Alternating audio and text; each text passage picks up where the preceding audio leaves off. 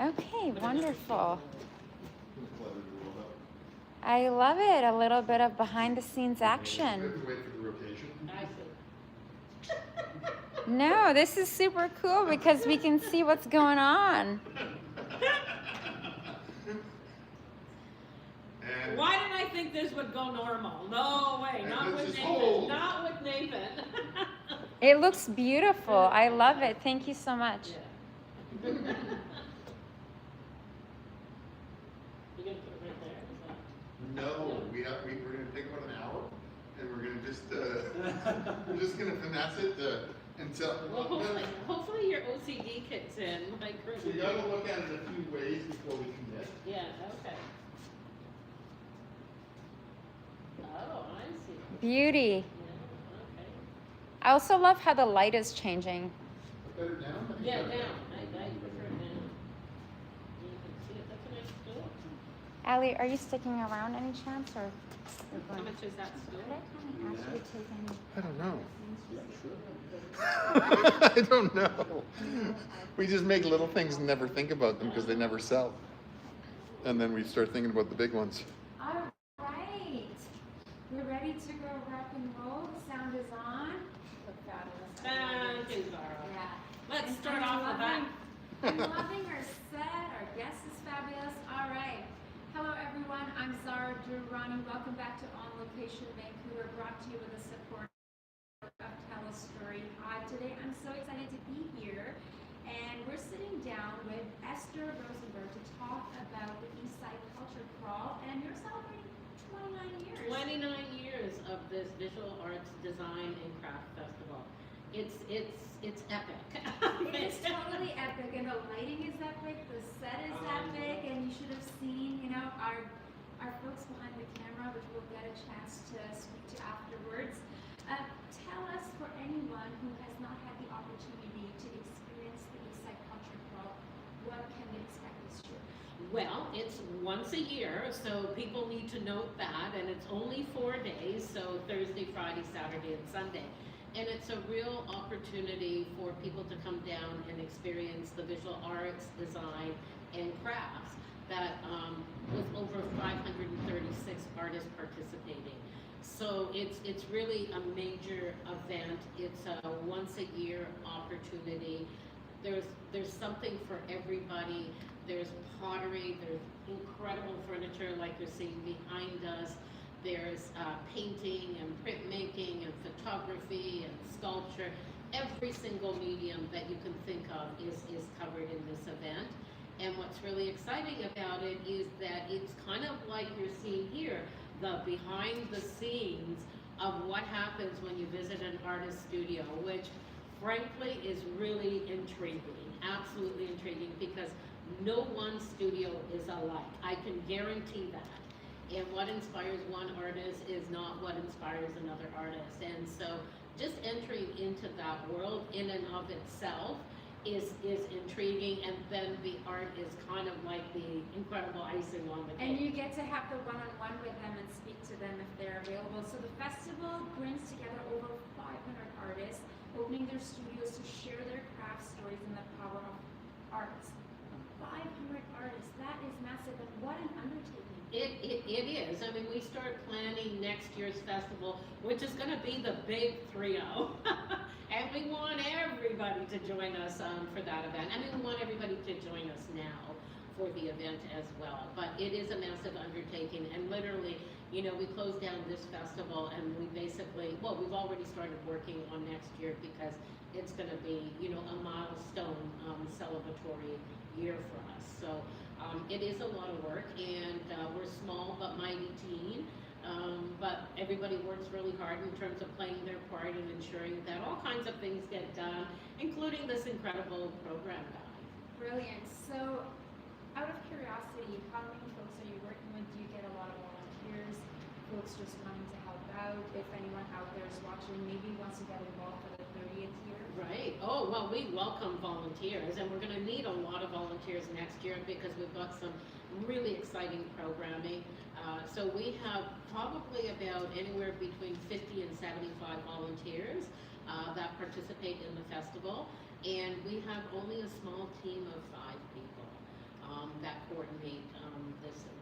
It's not the only festival that we do, but this is the biggest festival that we do at this time of year.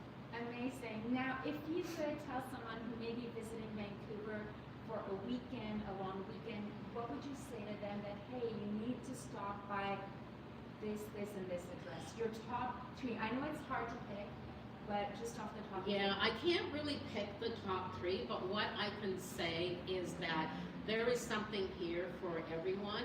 And what I suggest you do is you go to our website, culturecrawl.ca. You can filter. So if you love woodworking, like what we're seeing here, you type in woodworking, you'll bring up all the woodworkers. If you like painting, you will bring up all the painters. If you like ceramics, glass, whatever medium it is that excites you, sculpture, you just type that in and it will bring up all of the artists. So I can't give you the top 3 because I'm actually excited about pretty Everyone. much. I am. It's almost like your baby, so it's like hard to pick. It But- is. And it's sometimes, like different experiences. Are there any special like events or gatherings or that sort of situation with like that happening that you can highlight and share with our audience? Well, what there are is there's about, I think, 10 to 12 workshops and demonstrations throughout. And again, our website is fantastic. It's a great resource. It has all of the information. But different artists do different demonstrations throughout the weekend. So, for example, if you're intrigued by glass making, you want to make your way down to Terminal City Glass, fantastic experience, fantastic building. They're usually undertaking several demonstrations throughout the weekend so you can see what glass fusing is like. A lot of different demonstrations, you just need to go to our website. Amazing. You've been part of the community for so long. How have you seen Eastside Culture Crawl grow over the years? Well, it's grown from, I'm one of the founders at the very beginning. That really dates me, I know. But that was 29 years ago, and it was a handful of artists and 3 buildings. And now we're at 5, and last count the other day, I think we're at 538 artists, and we're in 80 different buildings. Some of them are big, like Parker Street, which has about 150 artists, the Murgatroyd building, which has about 40 to 50 artists, so there's some bigger buildings. And then there's a lot of smaller buildings in different parts of the Eastside Arts District. It must get you so entrenched in the community, and you sound like such a big lover of arts I and am. artists. I love it. Now, you speak often about resilience in arts. What are the biggest challenges you think artists have faced this year and over the last 5 years? Well, there's 2 things that I would say. Space, absolutely critical and important. If we don't have space for artists to work in, we basically wouldn't have a culture crawl. Space is becoming incredibly expensive. It's not the heydays of the 1980s and 1990s when there was a lot of space available. I know we had a studio that was 2,000 square feet. That's pretty much unheard of. Nobody can really afford that in this day and age. So artists are having to work in smaller and smaller facilities.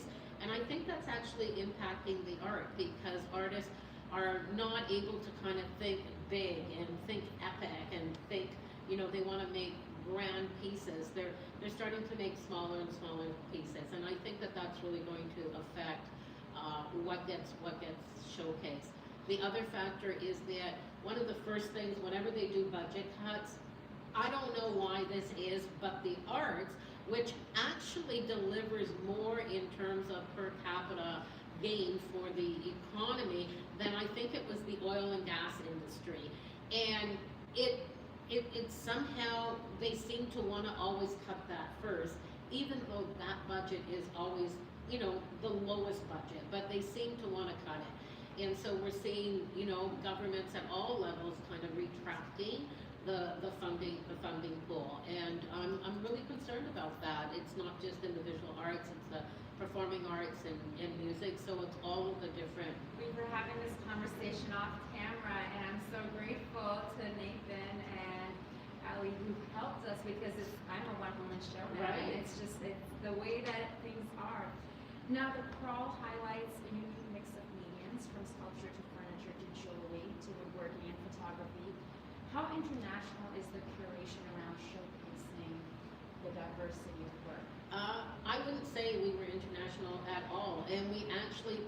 ourselves on being local and supporting and building capacity for the local arts community. So we're proudly local. So when the Prime Minister says elbows up, I say elbows up and, buy local art. And there's a lot of it here. There's 538 artists that are exhibiting local art produced right here in Vancouver's East End. So, yes. Now, for anyone out there, we're also going live right now, other than filming for broadcast. This weekend, it looks like we're expecting a lot of rain. Just in this neighborhood here, I live downtown. I took a quick little Uber ride over here. I've never been in a space like this. This is pretty amazing, pretty extraordinary. Are there any spaces close by that I can easily go and explore? Well, first of all, we never use that four-letter word, R-A-I-N, ever.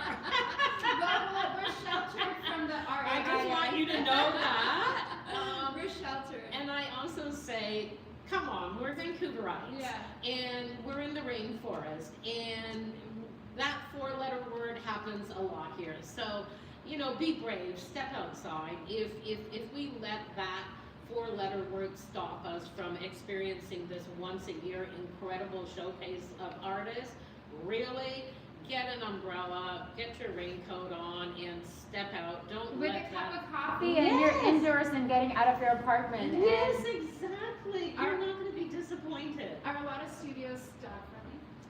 No, we don't promote that. So yes, other than service dogs and guide dogs, absolutely not. And there's a number of reasons for that. Certain members of the public are allergic. Other members of the public are afraid of dogs. So really, we say no. It's a no pet friendly. It's a no pet friendly. Does that make sense? However, we are. You can interact with humans. Yes, we are child friendly. So how's that for a compromise? For festival goers, any artists that are first timers this year that you'd like to highlight right now? Well, there are actually about 100 new to the crawl artists. So I'm not going to highlight any one of them, but there's about 100 of them. And then in this particular guide and also online, there's a certain asterisk that indicates that they are a new artist. So they're quite easy to find in the program guide and on the website. Okay, for someone who, whether they live close by or they're coming from Surrey or Cloverdale, how would you tell them to experience the crawl for the first time? What I say is go to the website, look at what intrigues you, just explore. There's so many images. There's 538 pages of art. So each artist has a full page and they have, I think it's 8 to 10 images.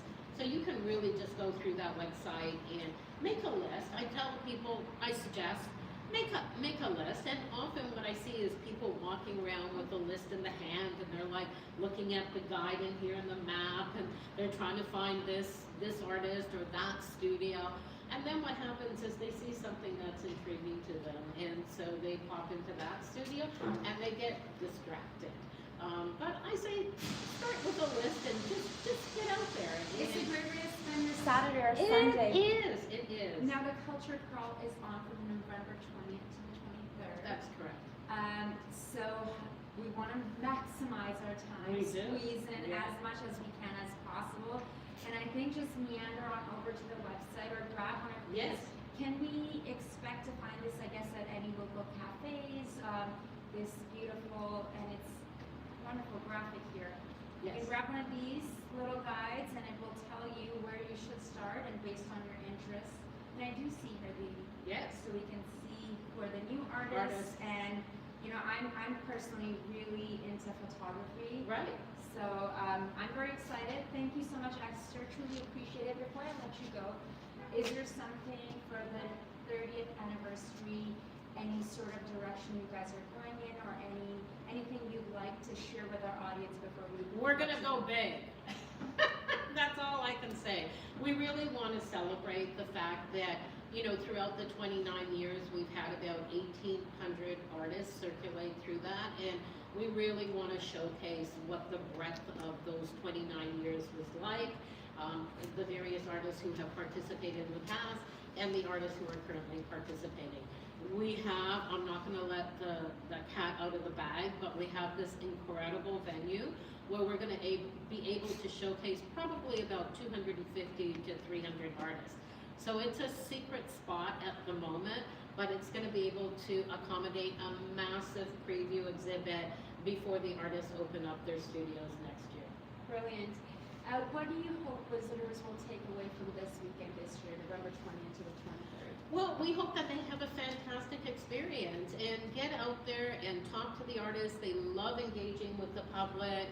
If you have some disposable income, great. If you take a piece home or two and put that up on your wall or on your table or whatever it is, and just really enjoy it and appreciate it, because a lot of the art that I have secured, because every time I go out, every crawl, I end up with several pieces. I can't help myself, and I always say, no, stop, and it doesn't work. But at the end of the day, my home is full of art, and every day I wake up and I just see all of these wonderful creations. Surrounded by beauty and Yes. art. Love it. Well, Love thank it. you so much, Esther Rausenberg, for joining us today. Eastside Culture Crawl is taking place November 20th to the 23rd.